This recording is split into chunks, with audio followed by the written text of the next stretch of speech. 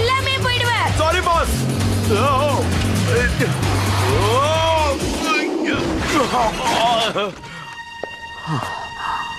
Jackie, இது எத்தனைன்னு தெரியுதா? நல்லா தெரியுது, 4. என்ன விடுங்க. நீ எப்படிமா இந்த இடத்துக்குள்ள வந்த? படி வழியா. உனக்கு அடிக்கடி பட்டிருந்தா என்ன ஆயிருக்கும்? பைக்கை எங்க இருந்து பிடிச்ச? நம்ம கேரேஜ்ல இருந்து தான் எடுத்தேன். இங்க இருந்து தப்பிக்கிறதுக்கு பைக் வேணும்ல. எப்படி சூப்பர் ஐடியால?